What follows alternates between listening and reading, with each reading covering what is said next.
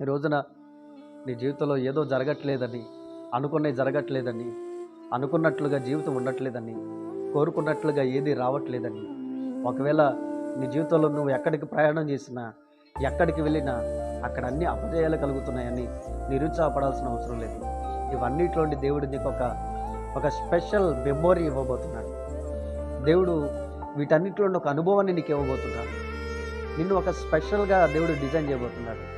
నీకున్న ఆలోచనలు, నీకున్న పరిస్థితులు, నీకున్న విధానాలు, నువ్వు ఎంత టాలెంటెడ్ అయినా సరే కొన్నిసార్లు ఫెయిల్యూర్స్ వచ్చినప్పుడు ఖచ్చితంగా ఆ ఫెయిల్యూర్స్ని నువ్వు ఎంజాయ్ చేయాలి. అవి ఫెయిల్యూర్స్గా కాదు, నీ వాటిని బ్లెస్సింగ్స్గా తీసుకోవాలి.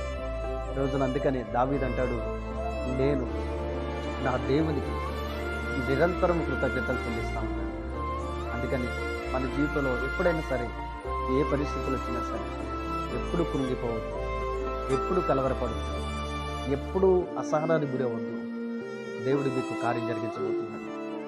సో నా ప్రియమైన సోదరులారా, మీ విశ్వాసంలో బలపరచబడటానికి కేవలం ఈ మాటలు మీకు తెలియజేస్తున్నాను.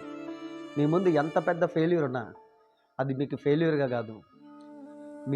మీ ముందు ఎంత సమస్య ఉన్నా అది మీకు సమస్యగా కనపడకూడదు.